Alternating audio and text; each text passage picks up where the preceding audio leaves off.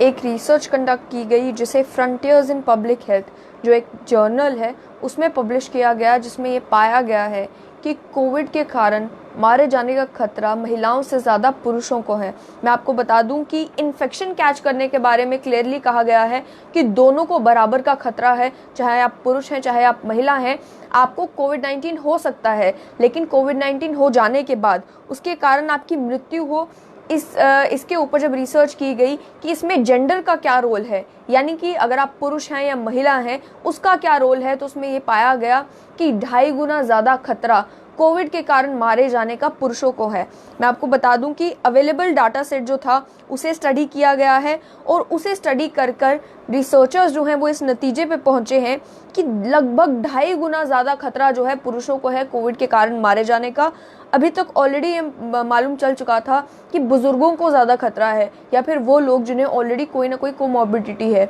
या फिर कोई क्रोनिक डिजीज़ है, चाहे वो हाइपरटेंशन हो, डायबिटीज़ हो, किसी भी तरह के कार्डियोवैस्कुलर इश्यूज़ हों, रेस्पिरेटरी इश्यूज़ हों, उसके बारे में रिसर्चर ऑलरेडी कह चुके हैं कि अगर ये सारी कंडीशंस आप में हैं तो कोविड के कारण मारे जाने का खतरा आप में ज़्यादा है। एज फैक्टर को स्टडी किया गया था, बाकी जो इलनेस फैक्टर है उसे भी स्टडी किया गया था, लेकिन जो जेंडर फैक्टर है कि इसमें जेंडर क्या रोल प्ले करता है उसे अभी तक स्टडी नहीं किया गया था। तो डॉक्टर जिन कुई यांग जो कि चाइना के बीजिंग तोंगरेन हॉस्पिटल के फिजिशियन हैं, उन्होंने ये ट्रेंड नोटिस किया कि जो लोग कोविड के कारण मर रहे हैं उसमें पुरुषों की संख्या महिलाओं से ज़्यादा है। ये नोटिस करने के बाद उनका ये कहना है कि क्योंकि जेंडर डिफरेंसेस पर अभी तक स्टडी नहीं किया गया था, कोविड के रिलेशन में उसे देखकर ये स्टडी नहीं किया गया था कि आप अगर एक पर्टिकुलर जेंडर से बिलोंग करते हैं, आपको कोविड होता है तो आपकी बॉडी उस इन्फेक्शन के टुवर्ड्स कैसे रिएक्ट करती है, क्योंकि उसे अभी तक स्टडी नहीं किया गया था। इसीलिए उन्होंने ये रिसर्च करने के बारे में सोचा और उन्होंने 43 यानी कि 43 ऐसे पेशेंट्स के ऊपर रिसर्च की जिन्हें उन्होंने खुद ट्रीट किया था, उनके ऊपर रिसर्च की। उसके अलावा 1056 ऐसे पेशेंट्स का उन्होंने डेटा सेट एनालाइज किया जिनका डेटा सेट मौजूद था, तो उन्हें भी देखा, उन पर भी स्टडी की। उसके बाद ये जाना गया कि जो रिएक्शंस होते हैं पुरुषों के और महिलाओं के कोविड इन्फेक्शन होने के बाद, उन रिएक्शंस में, उस रिस्पॉन्स में जो डिफरेंसेस हैं उन्हें स्टडी किया गया और ये पाया गया कि पुरुषों को खतरा कोविड इन्फेक्शन के बाद मारे जाने का ज़्यादा है। मोर्टेलिटी रेट जो है वो पुरुषों में ज़्यादा है। केवल कोविड-19 वायरस को ही स्टडी नहीं किया गया, उसके अलावा सार्स जो कि कोविड-19 से मिलता जुलता वायरस है उसे भी स्टडी किया गया और सार्स के भी 524 डाटा सेट्स को स्टडी किया गया, एनालाइज किया गया। उसके बाद ये मालूम चला कि बीमारी की सेवियरिटी, यानी कि अगर आपको एक इन्फेक्शन होता है वो कितना सेवियर है, उसकी सेवियरिटी जो है वो पुरुषों में ज़्यादा देखने को मिली। उसके अलावा ये मालूम चला कि 70% वो पेशेंट्स जो कि कोविड के कारण मारे गए, जिनकी मौत हुई, वो सभी के सभी पुरुष थे, यानी कि 70% पेशेंट्स पुरुष थे उन अवेलेबल डाटा सेट्स में से। सार्स में भी यही पाया गया कि जो मोर्टेलिटी रेट था पुरुषों में वो ज़्यादा था। अब ऐसा क्यों है, क्या फैक्टर्स हैं, क्या डिफरेंसेस हैं, ऐसा क्या है मेल बॉडी में या फीमेल बॉडी में जो कि इस वायरस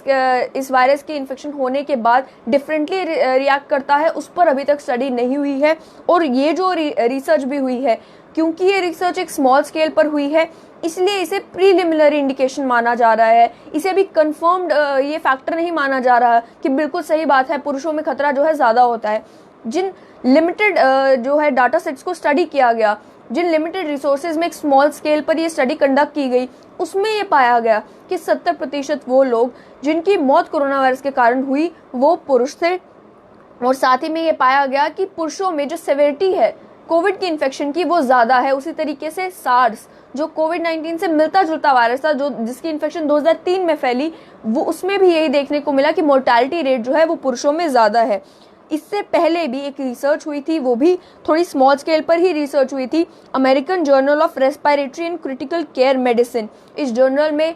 वो जो है रिसर्च पब्लिश हुई, जिसमें ये पाया गया कि वो पुरुष जिनकी उम्र 50 साल से ऊपर है, जिन्हें ऑलरेडी क्रॉनिक डिजीजेस हैं, चाहे वो हाइपरटेंशन हो, डायबिटीज़ हो या कोरोनरी हार्ट डिसीज़ हो, उनमें कोविड का खतरा ज़्यादा है। तो ये प्रीलिमिनरी रिसर्च होने के बाद अब ज़रूरत है एक बड़े स्केल पर इसी तरह की रिसर्च होने की, जिसमें स्टडी किया जाए कि आखिर जेंडर का क्या रोल है कोविड के इन्फेक्शन में और क्या कारण है जिसकी वजह से ये बीमारी जो है